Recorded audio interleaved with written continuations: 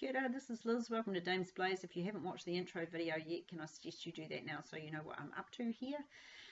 If you haven't subscribed, can you do that now so you know when a new one's coming, and also so that I know there are actually people listening. And at the end of the video, if you have liked the video, can you give me a like? That would be awesome.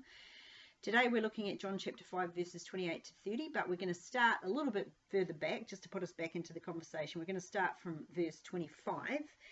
So, most assuredly, I say to you, the hour is coming, and now is, when the dead will hear the voice of the Son of God, and those who hear will live. For as the Father has life in himself, so he has granted the Son to have life in himself, and has given him authority to execute judgment, also because he is the Son of Man. Do not marvel at this, for the hour is coming in which all who are in the graves will hear his voice and come forth, those who have done good to the resurrection of life, and those who have done evil to the resurrection of condemnation. I can of myself do nothing. As I hear, I judge, and my judgment is righteous, because I do not seek my own, but the will of the Father who sent me. So the first thing that caught my attention was the phrase, do not marvel at this. And I had to wonder what this he was referring to. Did he mean what he just said, as in the idea of judgment? Or did he mean what he was about to say, i.e. the bit about the dead coming out of their graves? A straightforward reading would make us assume it's the dead out of their graves, but I mean most of us would marvel at that and either stand there like a stunned mullet, which would be the fright response, or run away like a headless chook, shouting zombies, which would be the flight response. However, in Jesus' day, it's just as likely that the idea that anyone other than God could judge would be something marvelous or something to wonder at. So the Greek word is thaumazo, which we have met a number of times. It means to be awestruck or astonished out of one's senses. Now, we could say that the idea of Jesus judging doesn't shock us to this degree, right? But actually, I don't think that's quite true. From the reactions of people when I talk about it, when I mention that judgment comes through Jesus, I would say it is actually something that we've yet to get our heads around. Just as the Hebrews thought of only Yahweh as the judge, modern Christians think of the Father alone as the judge, but he's not, or at least not without the Son. They are in concert. It's a hard nugget to get your brain round, I know, but we need to allow for the Trinity to be both separate and together at one and the same time. It's all about unity. Otherwise, we head into polytheism. As far as Jesus' audience is concerned, it is actually more likely that Jesus is telling them not to marvel at his right to judge. The resurrection of the dead was a commonly held belief of the day. If we flick forward a little to John chapter 11, we'll see this, right? So this is Lazarus, and this is 11, 21 to 24, and it's Martha speaking. And Martha said to Jesus, Lord, if you'd been here, my brother would not have died. But even now I know that whatever you ask of God, God will give you. Jesus said to her, your brother will rise again. And Martha said to him, I know that he will rise again in the resurrection at the last day. So you see, the Jews had an understanding of resurrection, apart from the Sadducees, of course. They didn't believe in an afterlife at all. For the most part, however, Jesus' audience would have had no trouble accepting the idea of the dead coming out of their graves. Perhaps then, only we connect the marveling, the coming out of the grave bit. The second point to notice is that the tag "and now is not attached to our time coming. Jesus is now prophesying about the end of days and the final resurrection of all the dead, all who are in their graves. So there are two words used for grave in the New Testament. One is about the idea of burial, and the other, this one, focuses on the preservation of the memory of the dead. The word used is menon. It literally means a monument, a memorial, a tomb, or a sepulchre. So out of these then, the dead will rise. So Jesus is no longer talking about the spiritual dead. He has moved on to speaking of the physically dead. He couldn't make that any more clearer in my own humble opinion. Matthew's Gospel records that the dead rose and walked around Jerusalem after the resurrection of Jesus. And this would seem to be a foretaste of what will happen at the end of days. Do not marvel at this, for the hour is coming in which all who are in their graves will hear his voice and come forth. There will be a call going forth, which is penetrating enough to awaken the dead. Now, I know we're told that God is not in the whirlwind or the earthquake or the fire in the book of Kings, right? But that was then with Elijah. With Elijah, God spoke in a still small voice. But in the book of Revelation, there is no mention of a still small voice. There are trumpet blasts and proclamations across the whole world. When Jesus' return is imminent, the voice of God will not be able to be ignored. The voice of God and the herald angels will be loud enough to wake the dead. Right? The dead will hear his voice, and not in a passive sense either, but in the active sense of hearing and doing. There will be no one hanging around in the grave thinking, yeah, just 5 more minutes. They will be up and about and doing. Which brings us to an interesting, debatable, but possibly unanswerable point. What about the long, long dead, those that are dust? How does a dusty man return from the grave? Well, you might as well ask how God made Adam from dust in the first place. But let's look at what the Bible does say about this. Paul does write about this in his first letter to the Corinthians, so let's go take a look at this one. You could, this is 1 Corinthians 15, and I'm just doing 51 to 52, but you could start at verse 35. That's where Paul starts on his whole expose, I guess, of the resurrection of the dead, but we're just going to look at 51 and 52, which says, "Behold, I tell you a mystery. We shall not all sleep, but we shall all be changed. In a moment, in the twinkling of an eye, at the last trumpet. For the trumpet will sound, and the dead will be raised incorruptible, and we shall all be changed." Clear as mud then. You know, we don't actually get given the actual nuts and bolts of how this all happens, which to me at least puts this into the do not need to know category. God is on a need to know basis. If you do not need to know it, he's not going to fill your mind with it. Do we know how God is going to effect this miracle? No. Does it matter that we don't know the mechanics of it? Well, it shouldn't. I mean, do you know how a microwave works, or a computer, or anything really that we use on a daily basis these days? I personally have no clue how I can pick up a phone that's not attached to anything and somehow talk to someone who's miles away, perhaps on the other side of the planet, in fact. And you know what? It doesn't bother me in the least. How God will rise out of the tombs, the crumbling dust of the ancient dead, is beyond me, but that's okay because it's not beyond him, and that really should be sufficient for us. And those in their tombs, whether recently dead when it all goes down, or those that have been there for centuries, even those mummies that are held in museums across the globe, that'll be weird, will rise, and there will be 2 paths ahead of them. Not paths that they get to choose, you understand. Once you're dead, you don't get to change the path that you're on. The choice has already been made by that stage in the game. Either you are headed for a resurrection of life, or you are headed to a resurrection of condemnation, or more properly, judgment. And this path is set before you based on your works. Now, that may make it seem like I'm in favour of a works-based salvation. I am not, certainly not. Jesus makes it very clear in other passages that faith alone, belief in him and the one who sent him, is all that's required for salvation. So how do we then reconcile this scripture with that idea? The whole concept of 2 paths at resurrection harks back to the book of Daniel. Let's go take a look. This is Daniel 12, 1 to 3. "At that time Michael shall stand up, the great prince who stands watch over the sons of your people. And there shall be a time of trouble, such as never was since there was a nation even to that time. And at that time your people shall be delivered, everyone who's found written in the book. And many of those who sleep in the dust of the earth will awake, some to everlasting life, some to shame and everlasting contempt. Those who are wise shall shine like the brightness of the firmament, and those who turn many to righteousness like the stars forever and ever." Those who are wise shine. Do you see that?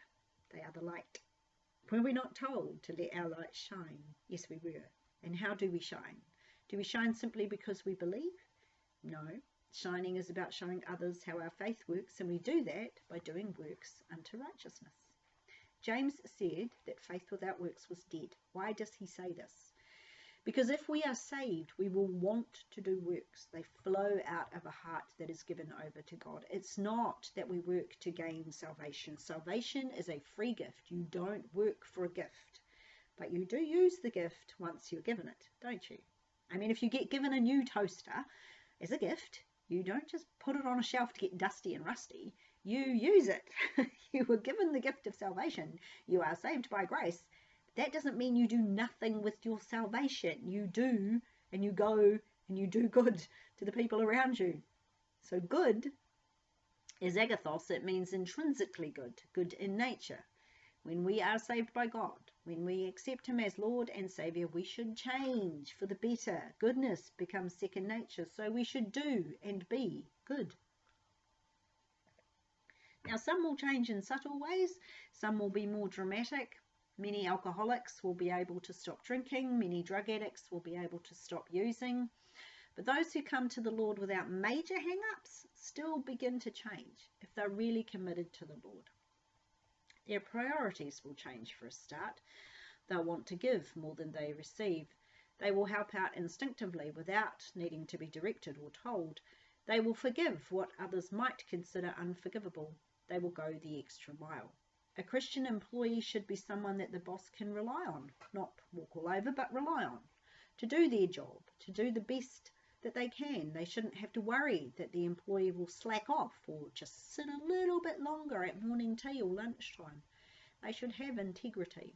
This is what God considers good. Never mind what mankind might consider good. At any time in history, those ideas change with the winds of public opinion. We should be doing the good works that God would have us do and ignore the world's concepts of good.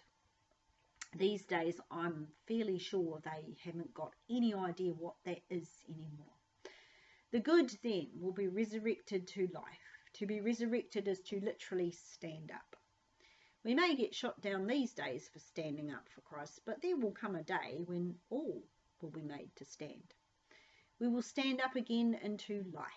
Now that is Zoe life, life as God has it. That'll be a relief.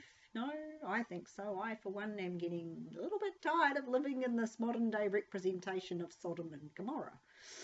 And I look forward to a day when I don't have to filter everything I hear and see.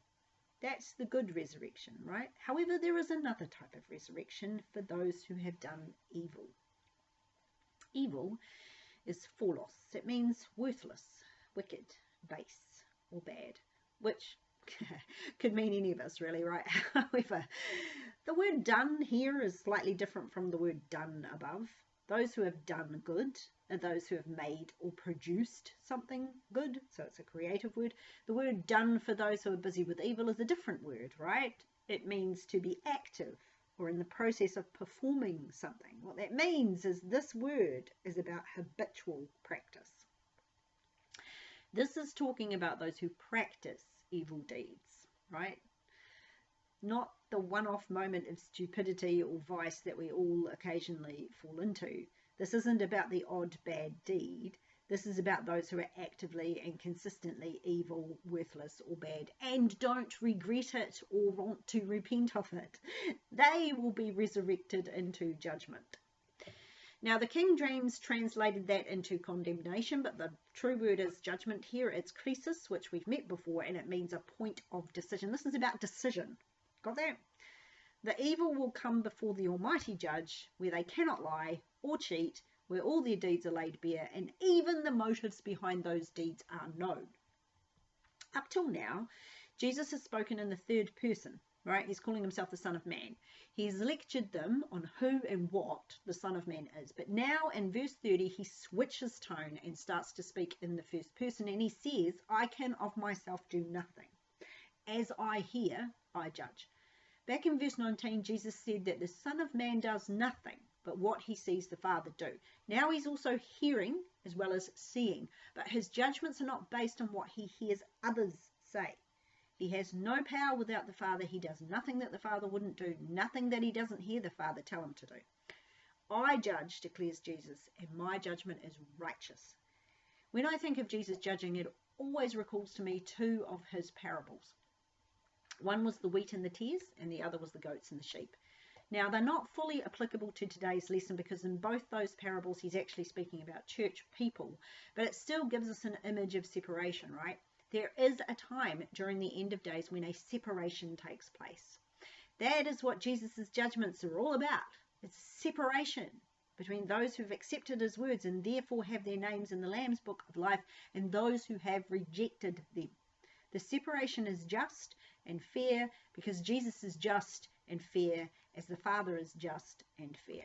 And as I said in the last lesson, one of the reasons for the incarnation was so that Jesus could indeed say that he had lived through life just as we have and yet did not sin.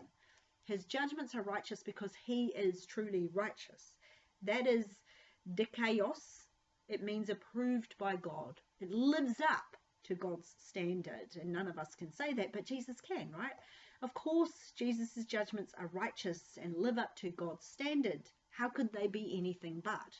Mankind loves to look at this separation at the end of days and call God cruel or mean or unjust. But how fair is this charge against him? He told us how to live. Our consciences actually agree with those ideas, and yet we argue ourselves out of them. Why is it that many sexual practices have become prevalent and mainstream?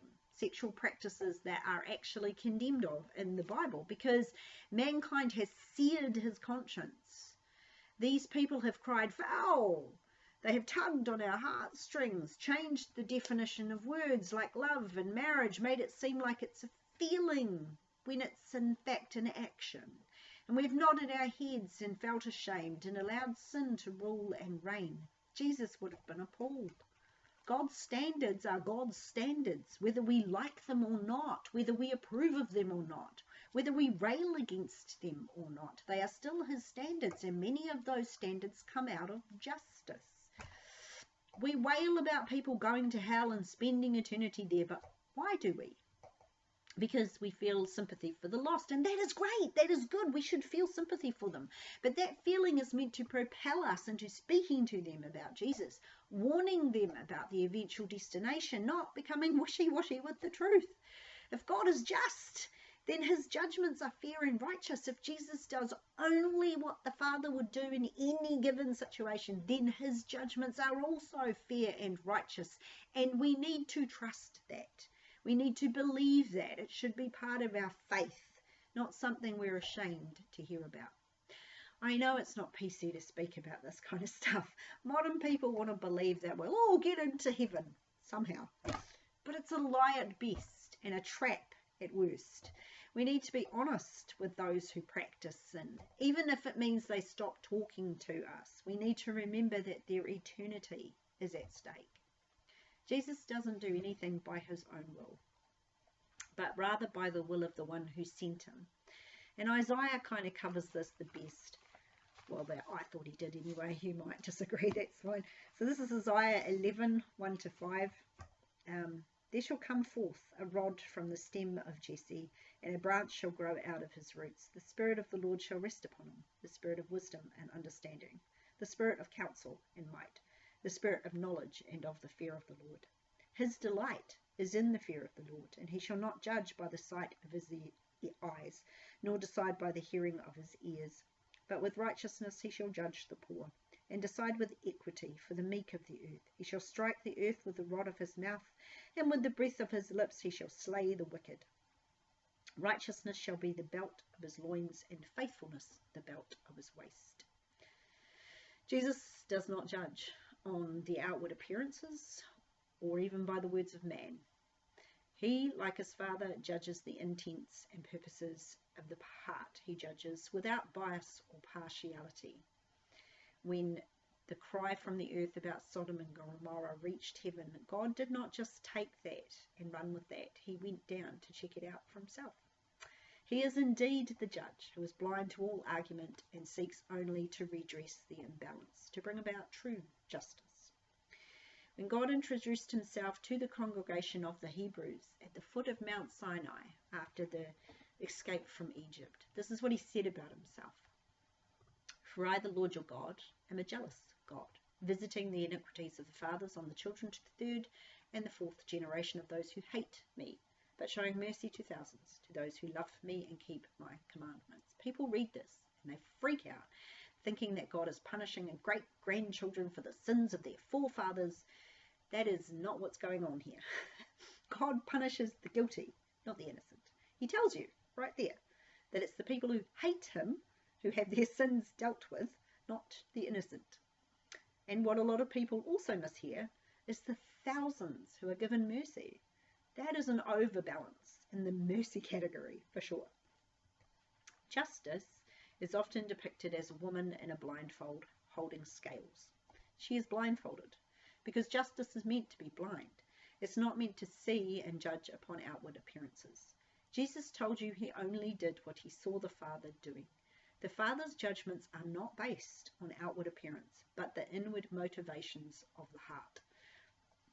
Justice holds a balance because justice is meant to be balanced. The punishment meant to fit the crime. If anyone declares that God is not just because he punishes the guilty, they do not understand justice. Justice does not allow the guilty to go unpunished. It redresses the imbalance and brings that balance back for the victim. On one hand, modern people complain that there is so much wickedness in the world and they don't believe there's a God because there's so much wickedness in the world. And on the other hand, they read the Old Testament and see how God dealt with wickedness, and they complain that he is a God of wrath and vengeance. Be nice if they made up their minds. We think the innocent should go free and the guilty be punished. But then we bleed for those guilty ones who plead their case and tell us their terrible life story. People do live terrible lives and that does affect us, but it doesn't necessarily follow that everyone who lives a terrible life treats others terribly. Plenty of people grow up in poverty or abuse and they come out the other side ready to help others, ready to do life differently.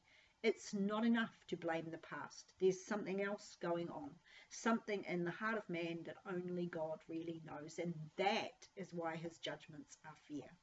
Why we can trust that the righteous judge will judge fairly.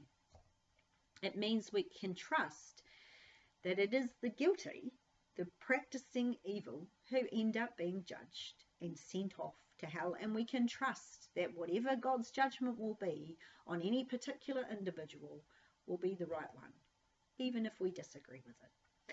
Verse 30 brings this section of Jesus' argument to a close.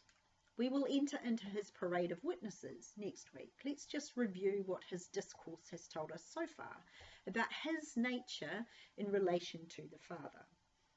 The Jews are angry with him because he has once again broken their Sabbath rules. He healed a man. Shocking, I know. Healing in the minds of the Sanhedrin, or the Pharisees in particular, was work, and therefore forbidden on the Sabbath. But in his own way, Jesus has basically pointed out they're wrong. It's not work to heal on the Sabbath. The Father would do this kind of work on the Sabbath, and so shall the Son. But the Son has more authority even than that. The Son has all the authority of the Father on earth and in heaven. He judged when he walked the earth. He will judge at the end of days. His judgments are as sure and certain as the Lord's would be, for they are one, and they are just. He told them not to marvel. I'm pretty sure they did just that. I'm pretty sure we all would in those circumstances if we were taught that they were the way that they were, that to make yourself equal with God was the worst of blasphemies. You too would be baying for his blood. Knowing what we know about Jesus' position, how he is not just advocate but also judge, how do we feel? Does this knowledge make you feel safer? It should, you know. As a Christian, you can stand before the judge knowing that he's paid for your crimes. How then can he judge you as anything other than innocent?